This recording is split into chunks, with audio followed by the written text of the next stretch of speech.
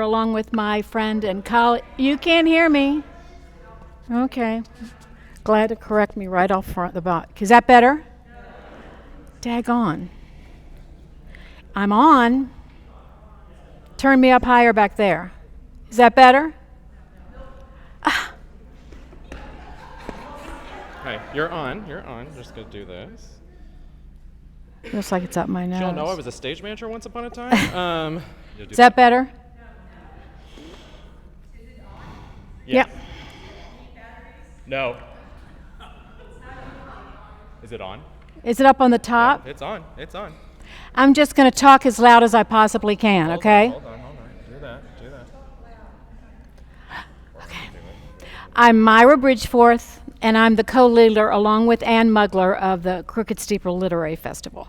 And welcome. We are glad that you are spending your Saturday afternoon with us. And this is the last event of the third season of the festival, and we really celebrate that you keep showing up for these. It makes us really happy.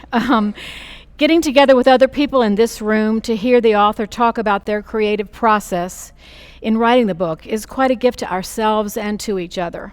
Thank you for being here.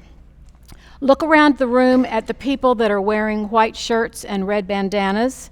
They are our greeters and helpers, and if you need help finding the bathroom or have a question, they can help you with that.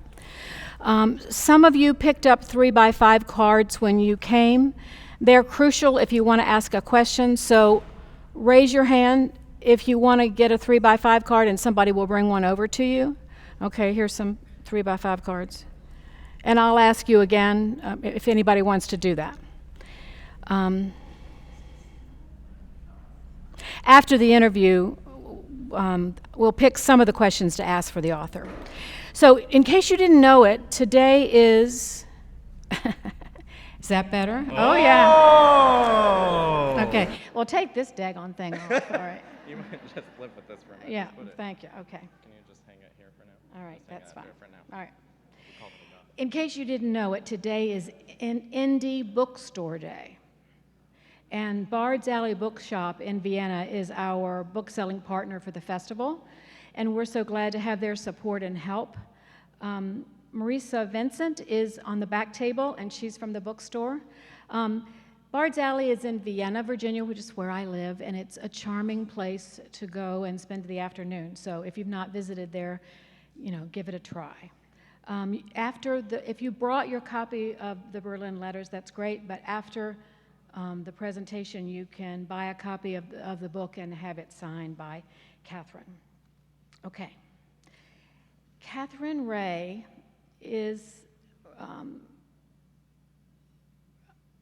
wrote the Berlin Letters, and it's a historical thriller and a story about a family who survives and thrives in the midst of the Cold War in Germany and the United States.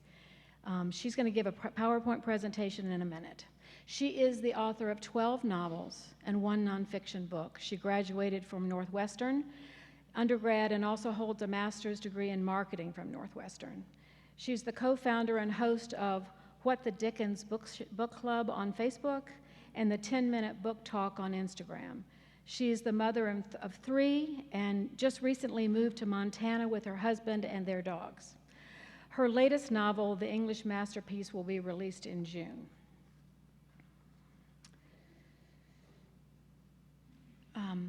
I'm sort of wearing 2 hats today. I'm the MC and I'm also doing the interview. So I'm Myra Bridgforth, and Ann and I started this festival 3 years ago because we were sad and scared about the world. And we wanted to make something good to share with the community, and we're so happy that it's worked out. I am a psychotherapist in private practice in Vienna. Now, please join me in introducing and welcoming to the stage Katherine Reay.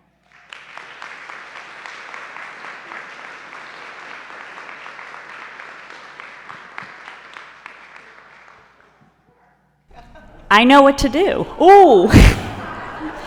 Okay, I gotta This breathe. is cool. This works. Now I feel like I gotta speak really softly. Am I way too loud? Because I'm barely speaking.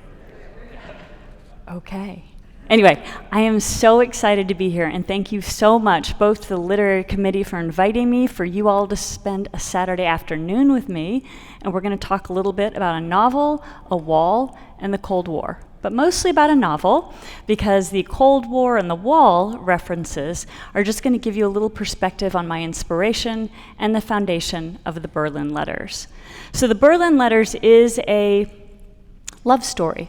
It's a family story. It's a story of sacrifice, courage, forgiveness, secrets, a divided city, a divided country, and a codebreaker in her harrowing journey across the wall to save her father from a Stasi prison.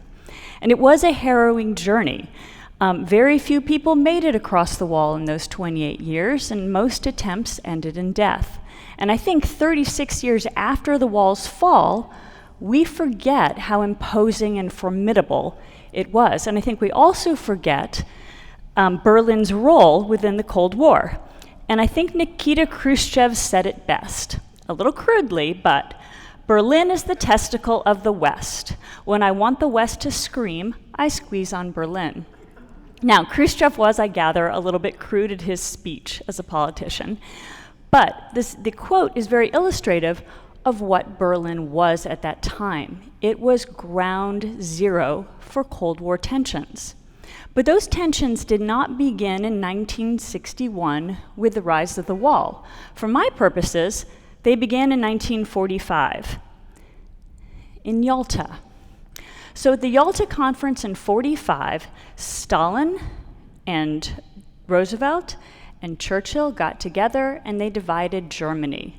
They divided Germany down sort of between the green and the red here, and the Soviet sector became later East Germany, and West Germany was sort of ceded to Britain, the United States, and France. But another thing happened. They also let Stalin go in first. So by July of 1945, Stalin rushed from the east into the west and took over his section that later became East Germany. And he decimated everything in his path.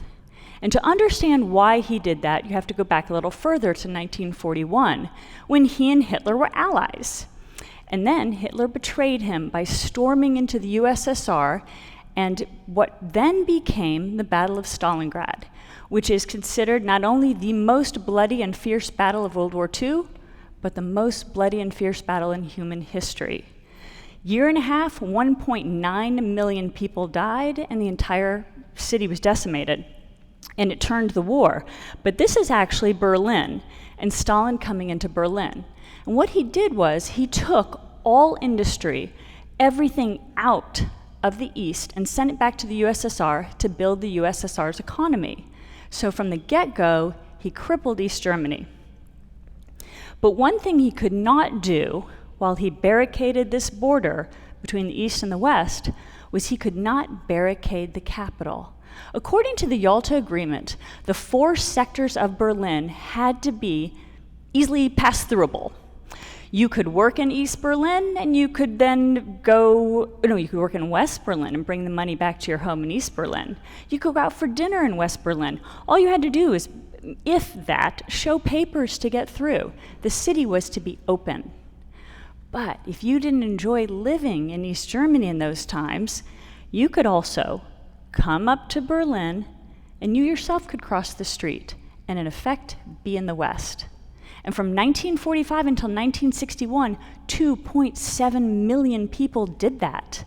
They came to East Berlin, they walked across the street, and they were gone. And that was decimating the East German economy, and probably not doing great things for the morale either. So, Walter Albrecht, head of the East German state, kept asking Khrushchev, who was Stalin's successor, can I build a wall? Can I stop this floodgate of people leaving the country? And he kept saying no. But one day he said yes. And on August 12th, 1961, at 10 p.m., Albrecht flooded the city with 13,000 troops, and he barricaded in one night this 29-kilometer border between East and West and the 69-kilometer border around West Berlin. So what we often think of as the wall keeping the Easterners in it really created an island of the West in the middle of a communist sea. And so if you woke up that next morning on Sunday at 8 a.m. and you lived in the East, you realized you lost your job in the West, couldn't go to work. But if you were separated from your family, that was more terrifying.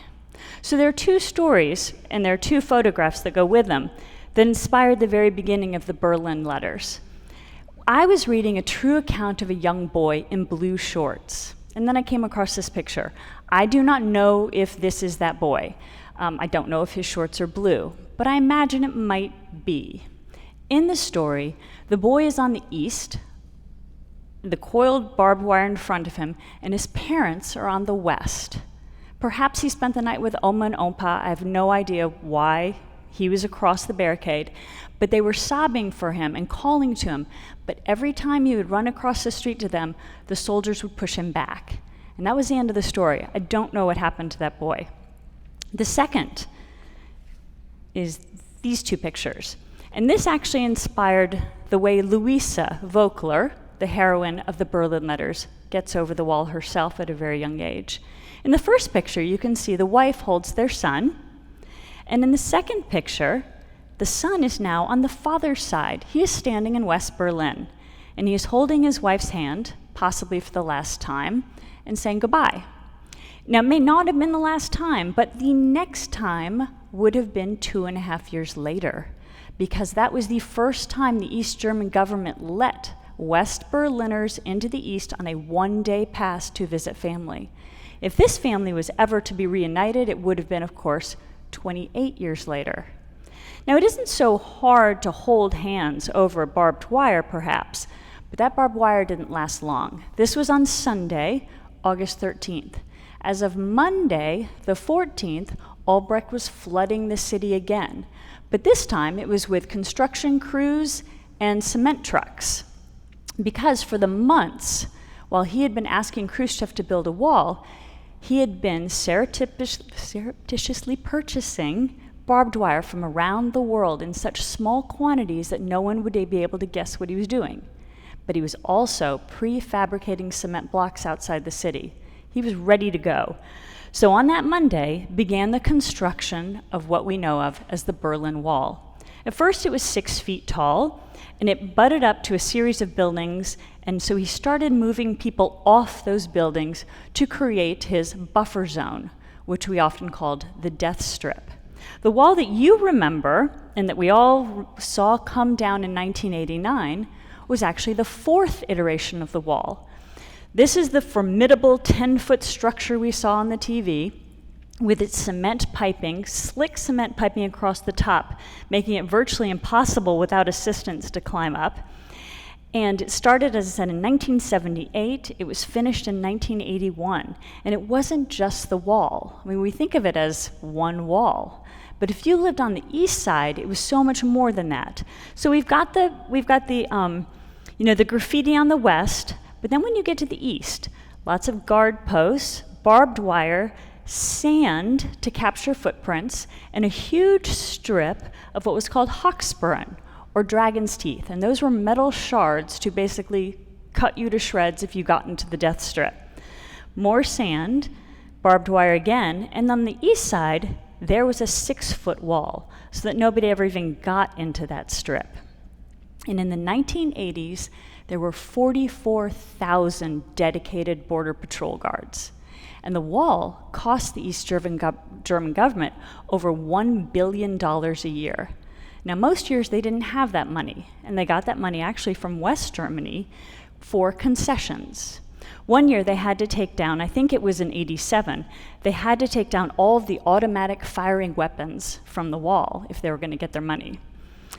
So, that is what I'll have to say, though. As formidable as the wall was, and as it is imposed upon its citizen, it wasn't the only force that determined the way one felt within East Berlin.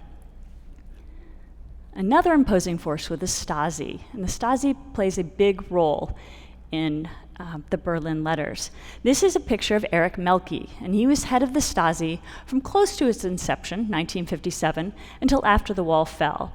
The Stasi was based after the KGB, And when you think of the state security bureaus, you don't think of groups that protected the citizens. The security bureaus did one thing: they protected the state, even if that meant from the citizenry. And the Stasi's superpower in protecting the state was information. Nobody gathered it, processed it, recorded it, utilized it, weaponized it like the Stasi did. In fact, you read about one of their disinformation campaigns, they were brilliant at that too, in the Berlin Letters titled Operation Pope. But as I said, the Stasi did that with 250,000 officers and 1.7 million Spetzels. Now, Spetzel was a snitch, a confidential informant, and there were, as I said, 1.7 million of them, and that meant that in the 1980s, 1 out of every 8 East German citizens was spying on their neighbor. So in 1992, when the Stasi files were opened and people got to look at their own files, they often found a sister, a cousin, 2 co-workers, and several people in their apartment buildings had been spying on them for years. In fact, during my book tour, I met a woman whose father was the head of Tempelhof Air Force Base in West Berlin when she was a teenager. And her father had sent her her Stasi file. And she said she was suffering a little bit of PTSD because it was incredibly thick, and the Stasi had followed her every single day that she was in West Berlin for 2 years as a teenager. They had everything recorded. That truly was their superpower. But what I was thinking, though, when writing the Berlin Letters was, you've got the Stasi in country, you've got the Berlin Wall around. How do you get messages out? How do you find out what happens within? And so Harris, one of the main characters in the novel, comes up with an ingenious ciphers and ways to get secret messages through the Stasi centers. And that is another place a bit of real-world history came in. In 1943, after Stalin joined the Allies, the United States stopped reading their mail because it's really not politically correct to read your allies' secret messages. You're supposed to only do that to your enemies. But there was one military intelligence officer who decided that wasn't such a good idea. Perhaps Stalin shouldn't really be trusted. So he made a black ops kind of operation, off books, off site, actually put it in Arlington, Virginia, and he hired a math teacher, Jean Grabeel, to secretly start breaking into Stalin's mailbag and read his coded messages. And that started the Venona Project. The Venona Project ran from 1943 all the way to 1981, and 4 sitting presidents didn't even know it existed. And the files weren't opened until 1995. But although we didn't know about the Venona Project, we knew about a lot of the spies that they uncovered, such as Julius and Ethel Rosenberg, Klaus Fuchs of the Manhattan Project, Guy Burgess and Don McLean of the Cambridge Five, including Kim Philby, but Kim Philby wasn't brought to justice. He escaped to Moscow and lived out his life there, and Alger Hiss. And so these are the women of the Venona Project. Sort of over 40 years, there were many, but these were some of the very beginning women. Jean Grabeel started it, and Josephine Miller, and Carrie Berry, and Mary Bokey, and Helen Bradley, Gloria Forbes, Doris Johnson, Ruby Rowland, Juanita McCutcheon, Rosa Brown, and Angeline Nani. This is a picture of Angeline Nani. And what's remarkable is she finally gave an interview in 2018. And that's where a lot of writers who have written stories about the Venona Project got their information, because most of the women never spoke. But she gave an interview before she passed away in 2019 and told a little bit about life within that secret project.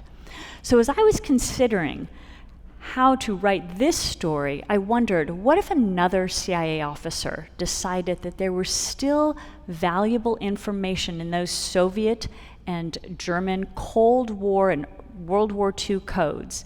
And he hired 4 other brilliant women as code breakers, put them in Arlington, Virginia again, in an off-site black ops kind of place, and told them to get busy, start cracking these codes. And that is where you meet Louisa Vogler. That is what she's doing. She's on Venona 2, and one day she stumbles across a symbol that reminds her of a childhood memory that sends her home searching for a cache of letters where she discovers the father she has long thought dead is actually alive and languishing in a Stasi prison. And then the adventure begins. So that's a little bit about the history behind the Berlin letters and the story itself. And I want to answer all your questions about it, but I'll tell you very briefly about the other novels that I've written because they are varied. Dear Mr. Knightley is actually the story of a young woman who grows up in the Chicago foster care system, and her self-defense mechanism is to hide behind the literary personas of her favorite characters, and she has to lay that down to get what she wants in life: friendship, love, forgiveness. Lizzie and Jane is my sister love story. Lizzie, a chef, learns to relate to her older sister Jane once again as she helps her through breast cancer chemotherapy. The Bronte plot is my coming-of-age story, and I think those moments can happen any time in a life. It happens for Lucy Allen at 25, and it happens for Helen Carmichael at 85. These two need to change their stars, and what better way than to go on an antiques shopping trip in London, where they both discover a second chance. A Portrait of Emily Price is my exploration of beauty, and I have a young scientist who's an insurance restoration expert, and what better way to expose her to beauty than impetuously marry her off to an Italian, send her to Tuscany where she is forced to enjoy fabulous espresso, food, his dysfunctional family, and learn about love and beauty as well. The Austen Escape is my nod, sort of cheeky nod at our obsession with Jane Austen. Engineer Mary and her best friend Isabel head over to Bath, England for a dress-up adventure, but Isabel has an accident and really believes she's in Regency, England. So Mary, the sidekick of the friendship duo, has to step up and be the leading lady. The Printed Letter Bookshop was inspired actually by one line from C.S. Lewis, which was, "The present is the point at which time touches eternity." And when I read that line, I saw 3 women working in an independent bookstore. They're very different ages, very different personalities. One in her 30s, one in her 40s, one in her 50s. And as they try to save the store through mishaps, mayhem, and misunderstandings, they might also become friends. But the reason I brought up the inspiration is, in 2 books, that will lead me to historical fiction. But first, in the Printed Letter Bookshop, my favorite character is a woman named Janet Harrison. And characters don't always behave. And her daughter, whom you only meet through like 2 texts in the entire story, would not warm up to her mother. And I was really annoyed. I was like, Janet's lovely. What is your problem? And I needed to find out why. So, Of Literature and Latte is Alyssa's story, Janet's daughter, and I understand why now. But it's a story about a young woman fleeing an FBI investigation into her startup, comes back home, works in a coffee shop next door to the bookstore, and it's a reconciliation story between a mother and a daughter. Awful Beautiful Life is my only nonfiction I've ever written. It's an extraordinary true story. I will tell you this, though, you can't make anything up. And when there are 10 lawyers involved, you've got to really be careful about what you write. So I'm not sure I'll write nonfiction again, but it was really interesting. So when I was writing the Printed Letter Bookshop, I realized how, I don't want to say an indelible mark, because I do believe we change, we grow, etc. But our pasts, both individually and collectively, do inform our presence and our futures to a great degree.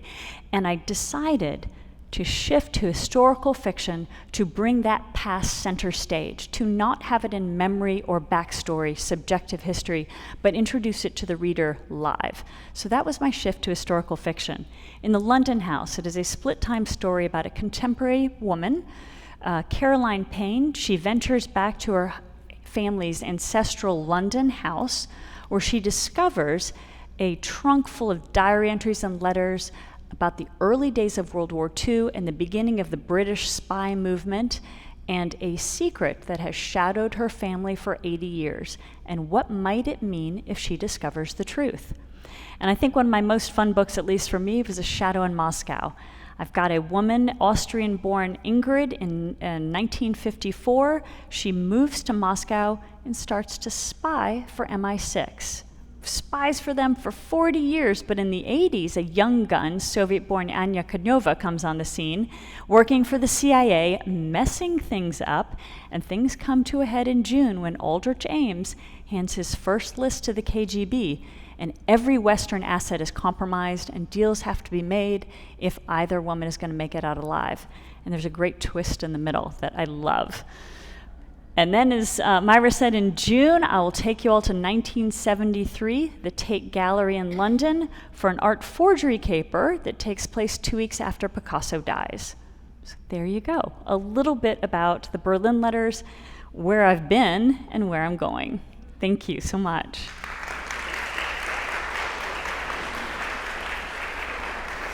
And I think unplug this, right?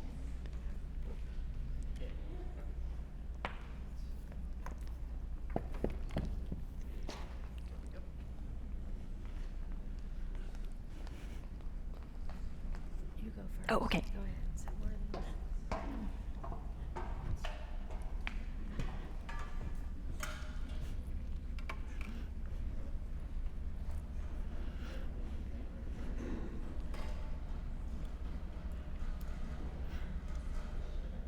Thank you. It was wonderful. It's on. Why is it not working? The other way. I'm like, sad. Oh, give it a second. It's not my fault. We're learning patience. Patience, right? Okay. Okay, yeah, okay. I am guessing, Katherine, that a lot of people in this audience today have their personal connection to Berlin. The wall, the people there, I have mine. And you mentioned the little boy in the blue pants. Was that when you thought you wanted to write a story that was in Berlin? No, actually, when I was writing A Shadow on Moscow, that book is very centric to Moscow and Washington, D.C. It's very little about all the skirmishes, that really comprise the Cold War. And the Berlin Wall only got one line. I think Ingrid says something like, "A wall went up today in Berlin." And it struck me that the most iconic symbol of the Cold War got one line. And what might it mean if I took that wall and I made it not only a character within a story, but also the parameters of the story? The story begins the day the wall goes up and it ends the night the wall falls. And so that actually, I don't usually begin with structure, but that actually began the story. Okay. Using the letters between Walther and Harris was such an effective way to sort of frame the story, to move it forward through time, and really to show the change of heart with Harris in a very subtle way, because you sort of really don't know how he's seeing that for a really long time. And I was wondering if you had something personal or something else that had happened to you that gave you the idea of using letters. I've always used letters, to be honest. I think it's an incredibly powerful form of writing. The book, my debut novel, Dear Mr. Knightley. It's titled Dear Mr. Knightley because it is an entirely epistolary novel. And in the London house, the way I wanted readers to have that real-time moment back in the early days of World War II is through diary entries and letters. And one of the reasons I love letters so much is they're multi-layered. If I write you a letter, I will tell you what I'm thinking, maybe, but between the lines you can probably also tell me what I'm really feeling. I can reveal to you what I'm trying to hide to myself, but what I can't quite deny. It's a very intimate yet multifaceted approach to a point of view. And doing the coding was really a lot of fun. I wrote all the codes myself. No AI. Codes I did. I wrote all the codes. Impressive. Okay. All the Soviet codes, by the way, are math-based, and I did not think any reader wanted to really go through that. So I taught myself shift ciphering and acrostic ciphering, and I basically made up all the codes with no AI because I'm not a fan of AI, I'll be honest. And number two, it certainly wasn't around in the 60s to the 80s. So I just did it, and it was so much fun. And again, I've spent Sunday with my sister looking through some boxes. We have lots of people in our family couldn't throw anything away. But I bet a lot of you in the audience have, letters from your family that, maybe were a shocking something and maybe boring, but, it is evidence that we have. Near the end of the story, you include the quote, "Don't die in the waiting room of the future." And in the acknowledgments, you cite Tim Moore's book, Burning Down the House, as the source of the quote. And when I read that line, it literally made me, catch my breath, hold my breath, because it seemed so right for so many things that are the current political situation in our country, the reminder of don't be complacent, whether it's something that's happening in our country, in your community, your family, any situation in which you see that harm is happening and freedom being lost. And I love that line, and I just wondered what it meant to you, what it meant when you were doing the research and saw that line. The line came from Burning Down the House is about the punk movement of the 80s in East Berlin. And I'm going to be honest with you, I did not understand punk in the East versus punk in the West. Punk in the West, to me, still a little bit of whiny, disgruntled music. But the reason is there were no consequences to it. We are allowed to grumble. In the East, a grumble gets you arrested. And I am not kidding about I was shocked at the horrors these kids went through to protest, to not die in the waiting room of the future. And the Stasi, as I said, incredibly formidable, incredibly powerful, declared war on the punks because these kids, by dressing the way they did and singing the way they did, it was political dissidence to the extreme. They were rejecting the future the regime wanted to hand them, and the Stasi wanted to shut them down in any way possible. And these kids were arrested, there were body cavity searches, their families lost their jobs, they were marginalized. I mean, the things they went through, very extreme. But they also were vital in a lot of that velvet revolution that started in the mid to late 80s, because they would take these samizdates, these underground newspapers, and they would distribute them at punk concerts in Hungary and in Czechoslovakia, and they'd get the word out. And oftentimes, and you'll read about in the book, some punk groups would tamp down their lyrics just enough to get Ministry of Culture licenses to go into the West and perform concerts. Now, in the punk culture, some people thought they were traitors. Panzer, the fictional punk character in the book, says, but I at least get to get the word out that I am doing something. And it is also true that the Stasi used to also open the doors to their buses and say, if you want to leave, leave. And they never did because they wanted their home to be better. They didn't want to leave their home. So that's where that quote came from. And it was sort of their slogan. And in the story, it's painted on a wall. But I really loved that young people were saying, this is not the way it should be. But let's take that next step. Let's change things. And so you're right. It was inspiring to me. So about Panzer and Willow are members of the underground, and in their front is the punk band. They play such a crucial role in helping Louisa find her father in Berlin. And near the end of the book is this quote. I think Panzer says this. Here's what punk is, It's letting go of what you're supposed to be doing for whatever comes your way. It's about creating a future of our own making, not accepting the one they shove at us. And it's all risk, every breath in every day. And I love the metaphor of, again, I just found this book so terrifying when I think about the present in our country. And the idea of punk as powerful resistance to power. So I was wondering about your, not the decision to use Panzer and Willow, but the scenes when they're doing all the things that she does and changing clothes and being on the bus I was wondering about your research for even figuring out how to do that. Just a lot of research on people who escaped the Berlin Wall. How did they do it, et cetera, but also how punk bands moved in and out of Berlin. And just really thinking, the physicality of the scenes were less important than the emotional resonance the scenes carried. What kind of fear would one have? What was the risk? Because at the bottom line is, Panzer and Willow had fears and were taking risks that Louisa might be taking, but she could never fully understand the consequences. Born and raised in the United States, she didn't know.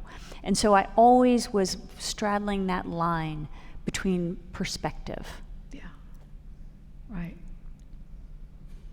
And, they're basically helping somebody they don't know. Right, they are. And risking their lives for somebody that they don't know. Mm-hmm. Yeah. Harris says near the end, and there's a quote that I'm going to have you read. She warned me. I brought up the glasses. Wouldn't it be terrible to get up and be like, I can't see it? Okay, this is Harris, not in a letter, just within his chapter. What started years ago as flirting with opposition has become my lifeblood. I hadn't realized I could stop my slow descent into apathy, depression, even madness by making one proactive effort to change the world around me. One step then led to another, and that's how I discovered my unlikely group of comrades wired the same way. Walther's quote, "I fought tooth and nail to stay until the day I needed to leave," end of quote, has become my rallying cry. I don't want to leave, so I fight with kids. Because Harris is also, unbeknownst to Louisa or even Panzer, Harris knows both Panzer and Willow in East Berlin. And just the idea of this man who lost his daughter, he's lost his wife, he really doesn't have any friends, he can't trust anybody, and so he gets involved with this punk group. And as a therapist, I think often when people can take one step, sometimes they can take another step, and that he manages to, pull himself out of being so depressed and feeling like he just wants to not live anymore by getting involved with that group. It was a very inspiring and hopeful message. Thank you. Yeah. So, questions from you all. I'm going to stop there. Can somebody pick up these questions for me?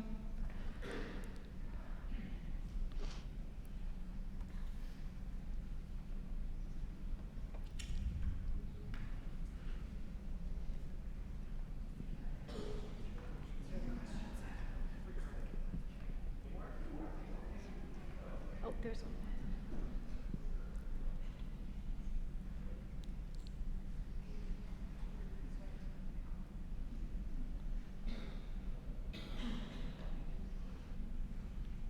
Why don't you just go ahead and bring them on out?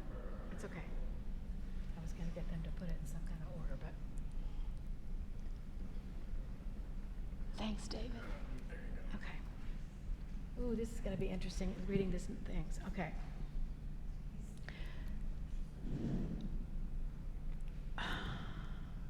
Did you get access to the Stasi files to learn about collaborators' lives?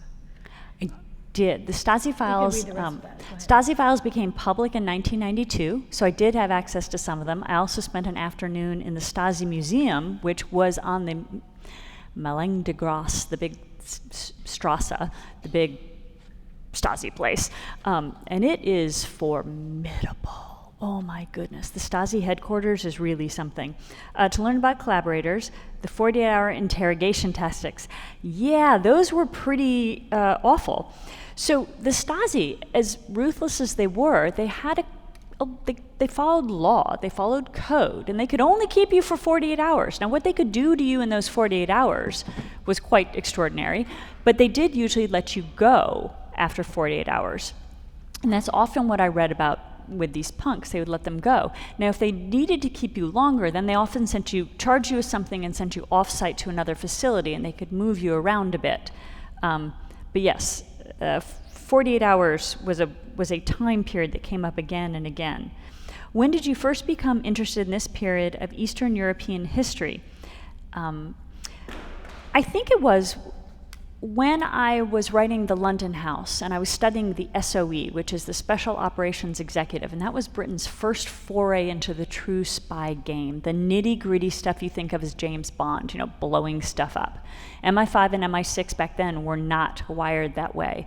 I wondered what those people did next, primarily the women, primarily Virginia Hall, who was an extraordinary SOE operative, and she was American. And she came back to the United States and she worked for the CIA. So then I started to dig up what did other women do in the early days of the Cold War. And I came across a Polish spy and then a Czech spy. And so then I started, drifting eastward with these extraordinary women and what they did. And that's where Shadow in Moscow came from. And then, as I told you, once I got that one line, I was like, the wall's more important than this. So I stayed over there a bit longer. I have not seen The Lives of Others, but I have heard of it. I think that's a movie. Yes, I haven't seen it, and someone else told me to see it, and I need to. Unfortunately, I keep having deadlines for next books, and so, right now, I'm only watching art films. Was the plot to assassinate the Pope found to be instigated and supported by the KGB?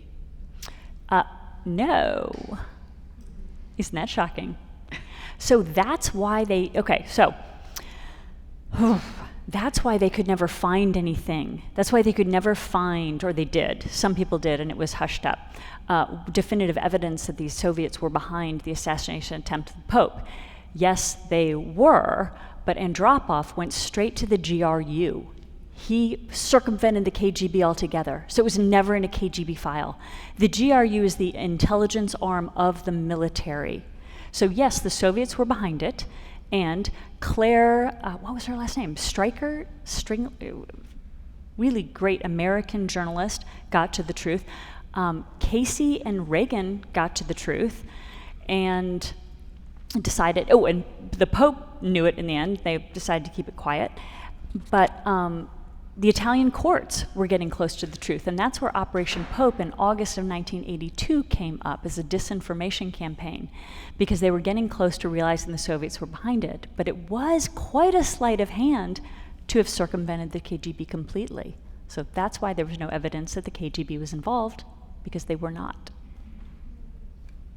So this is a similar question about doing research of MI6. Let's see. How did you go about your book research for MI6? Let's see, so primarily when I was doing research for, that would have been a Shadow in Moscow, there's a lot of MI6 involvement. I'm gonna say a lot of my research came from John le Carré novels.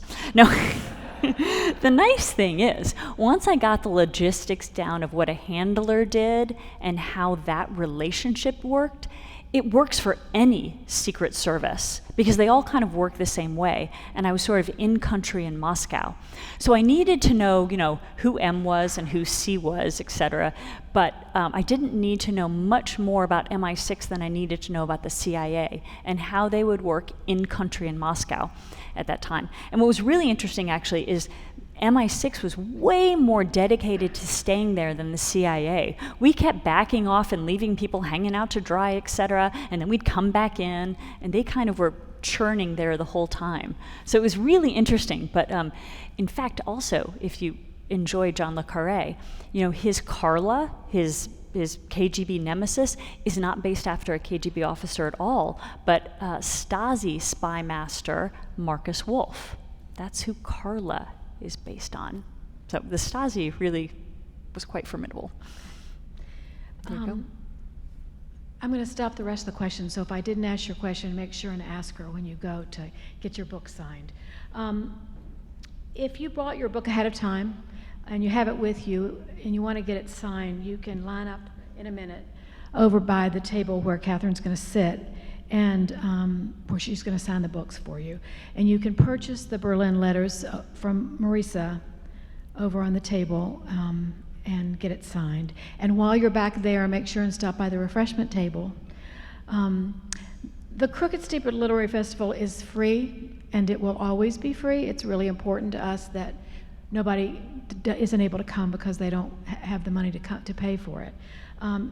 The Falls Church Presbyterian Spiritual Growth Committee very generously supports us, and we're also supported by the National Capital Presbytery because they believe in what we're doing.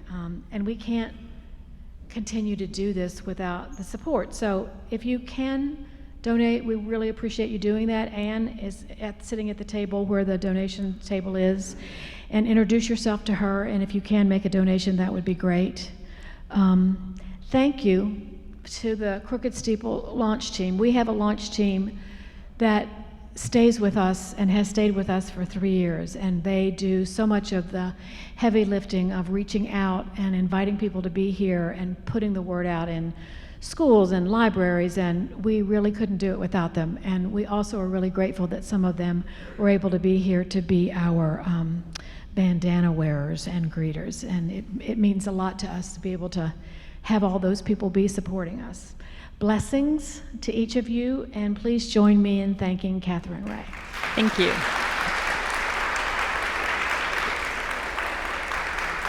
Okay, I will head to the back table.